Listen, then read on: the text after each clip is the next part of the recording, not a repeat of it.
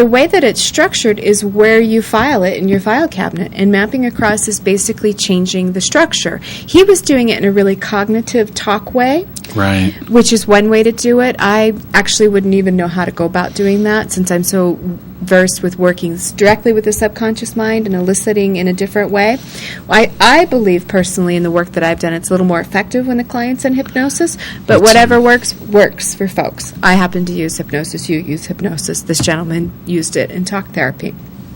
So, as an example of what I'm talking about, the structure of a memory, I want to do a little example with you. Would you be my demo? Okay, sure. Okay, so, and any of you at home who'd like to play along, that's fine. What I'd like you to do, Mitch, is I'd like you to just go back to a time and just remember. You can close your eyes if you want. You can keep them open, whatever feels most comfortable for you. And I'd like you to just think about a really happy memory. That's it. Just think about a really happy memory, and as you're thinking about this memory, notice whether you're looking out through your eyes or watching it as a movie. And if you happen to be watching it as a movie or as a still photograph that you're looking at, then I want you to just step into the picture and look out through your own eyes. That's it. And notice whether it's in color or in black and white. Okay, good. And if it happens to be in black and white, I'd like you to change that to color now. That's it. And if it's already in color, I'd like you to just turn up that color and make it more bright, rich, and vivid. Good. And depending on where you see that out in space, if it doesn't happen to be panoramic, but you're seeing it out at a distance, just bring that into you more closely. That's it. And notice any sounds you might be hearing. And you can turn up those sounds. That's it.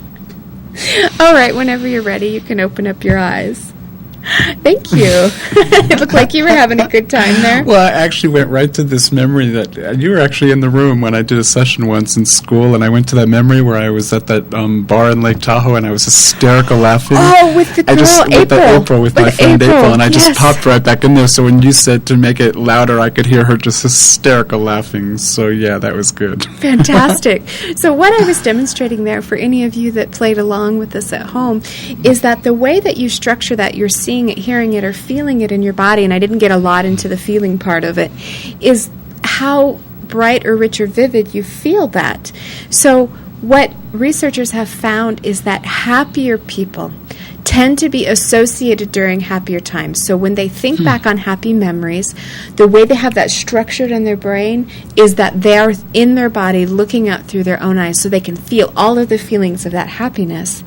And they tend to be dissociated during unhappy times. So during sad times or times that they're not enjoying as much, they tend to, when they have that memory again, look at it like a movie or a snapshot. So they're watching themselves. So they're out of their body, not feeling all of those feelings that happened at the time.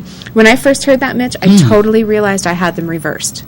That during my happy times, I was watching it from a distance, and during the sad times, I was jumping right in, looking out through my eyes, feeling all of those. Oh, yucky. That doesn't sound like a good plan. It wasn't a good plan. I was kind of addicted to those negative feelings, that kind of morose sadness. I kind of really got into it. And when I realized that about myself, I was like, oh, I'm changing that. So every time I would be having a memory, and if I got an icky feeling in my body, like I'm remembering something that doesn't feel good, I would think, oh, well, one, you changed memory, or two,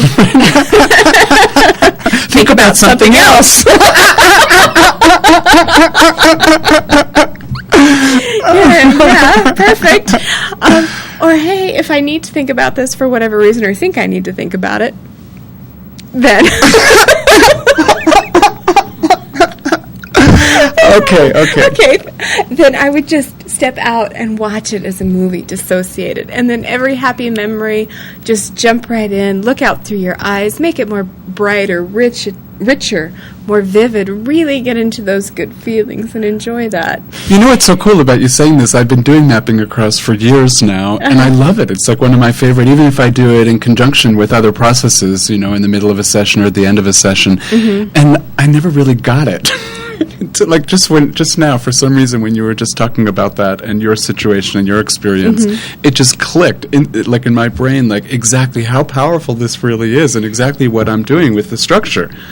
Yeah, very cool. Really powerful. I use it quite frequently. I give this example when I'm teaching of something that really funny. Well, at the time it wasn't funny that it happened to me. I was going to my car. I had parked in a parking lot, and somebody had put a note on my car that said, "Why don't you park a little bit closer, asshole?" And I was so shocked that somebody was like, I remember this. Got out and like wrote me a note. And so I was like furious. I got out of my car and I looked, and I was between the lines, which I became even more furious. And I had just been in such a happy place. I had been on the treadmill at the gym. I had all those wonderful endorphins going. I had actually been thinking about a lecture for being more happy and alive in your life. And I was feeling all happy, alive. And then, boom, there I get this note, and my mood instantly changed.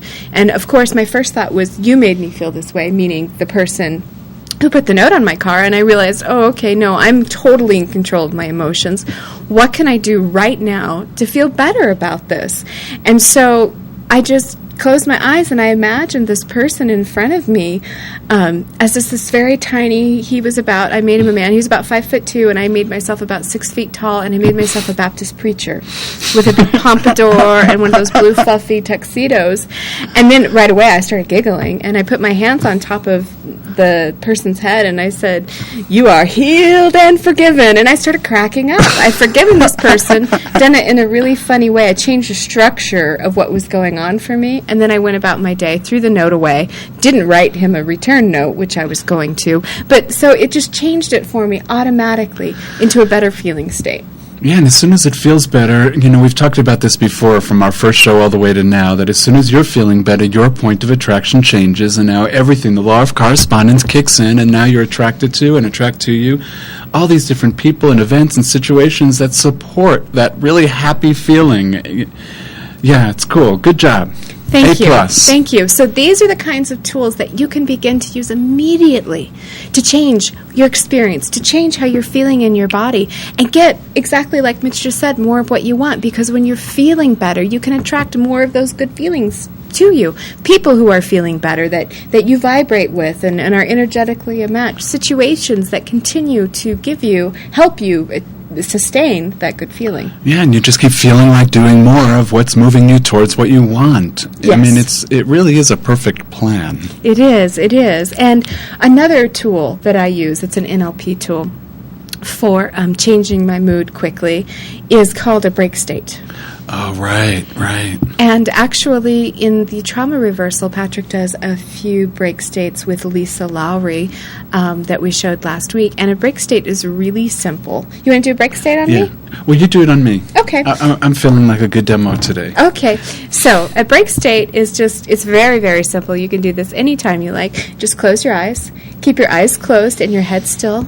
Roll your eyes up, down, left, right, straight ahead, and say chimichanga. Chimichanga. Okay. Open up your eyes. Boy, that didn't seem like much of anything, did it? I want to explain. It was fun. It was fun, okay. I want to explain what that's all about.